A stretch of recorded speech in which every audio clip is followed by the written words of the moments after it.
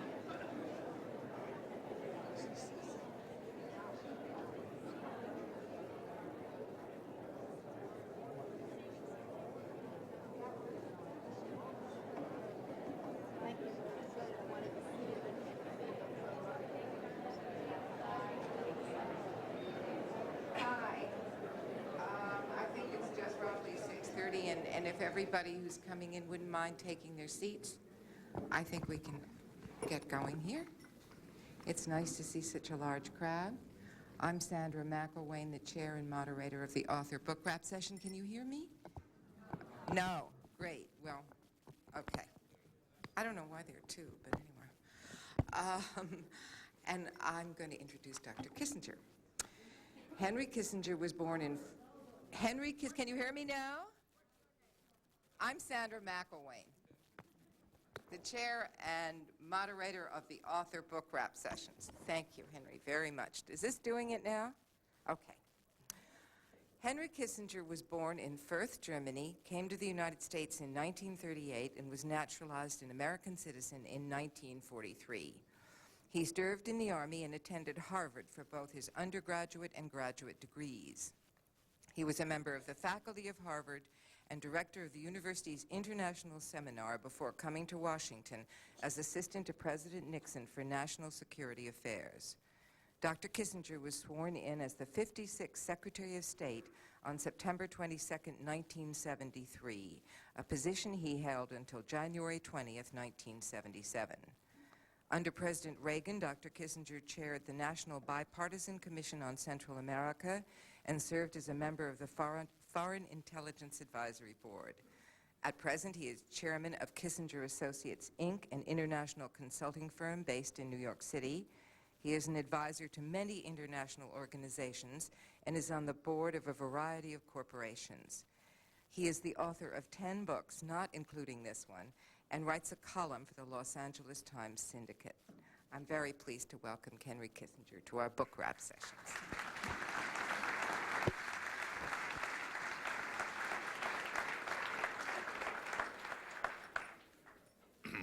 Sandy and ladies and gentlemen, Sandy neglected to mention one historic achievement that I have to my credit, which I would like to get on the record here in Washington, that for a 2-year period, I was simultaneously National Security Advisor and Secretary of State.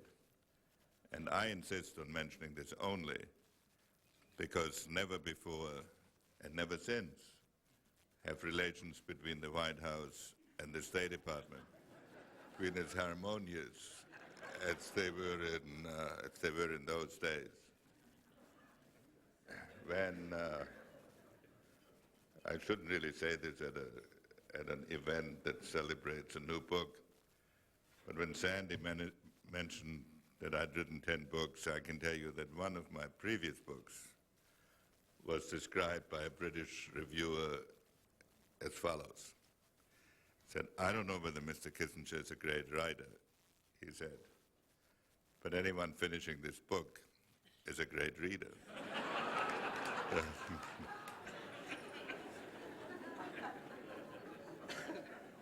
Because that was in the days when I wrote 1,500-page books.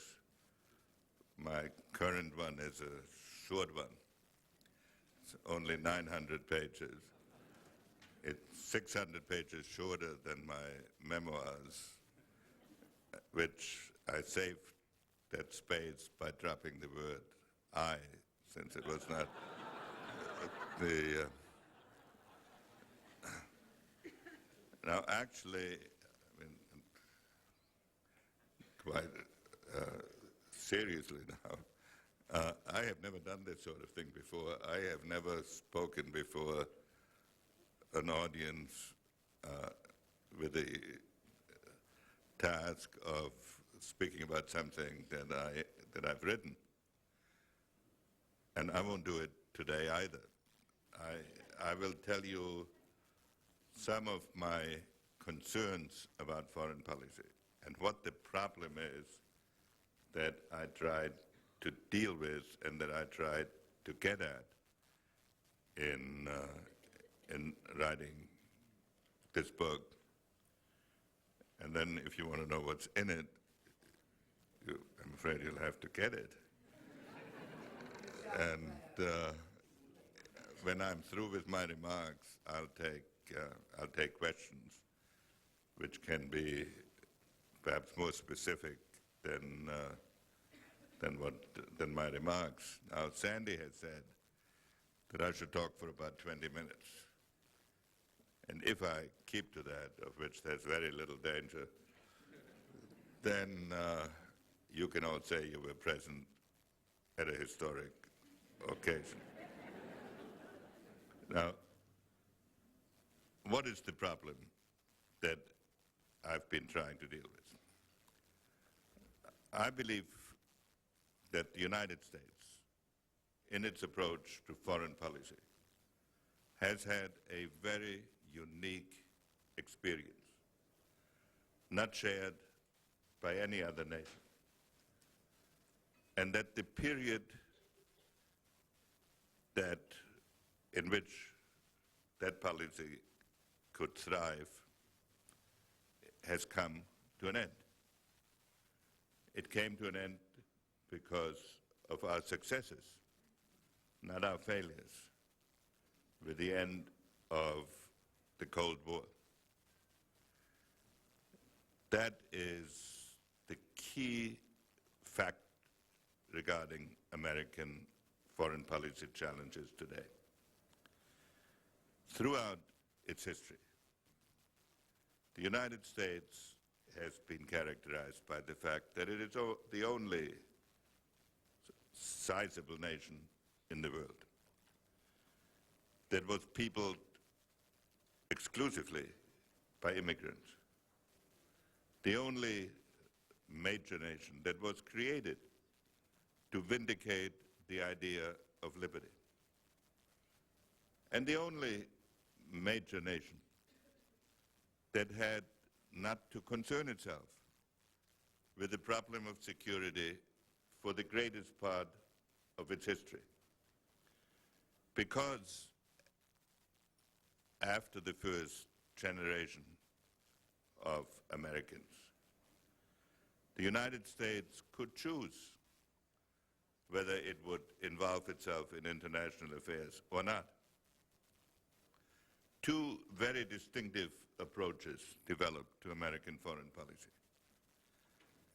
The idea that America fulfilled its purposes best by turning itself into an example for the rest of mankind, emphasizing its domestic institutions. That was the dominant trend in the 19th century.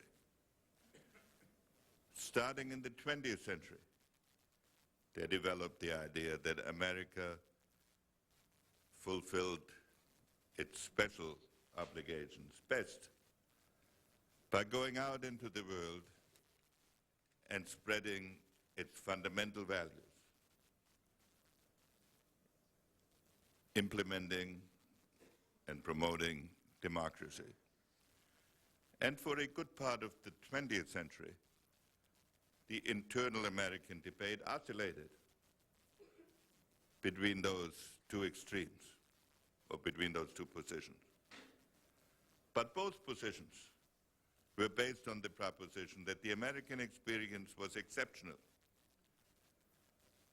And it therefore led to an attitude in which America believed that if it was involved in foreign affairs, it was for principles, not for interests, for causes, and not for national purposes. And for example, at the end of the Second World War, President Truman sent an ambassador to visit Churchill, who was then Prime Minister. It was a man called Joseph E. Davis, who had distinguished himself when he was ambassador to Moscow by taking Stalin's side in the purges and arguing that the victims of Stalin's purges were guilty of what Stalin had charged him with. But that is not my point. My point is he went to see Churchill, and then he wrote a report in which he said, Mr. Churchill is undoubtedly a great man.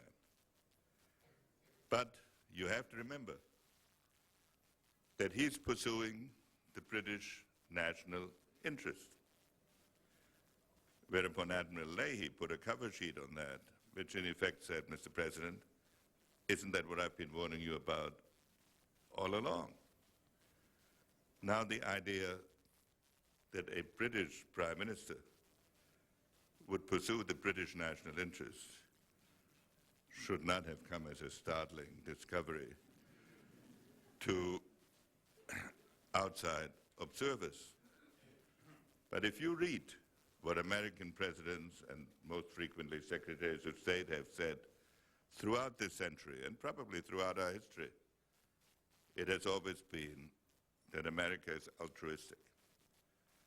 As late as the Gulf War, President Bush said, we prevailed because we were defending international law and because everybody else knew we had no ulterior motive.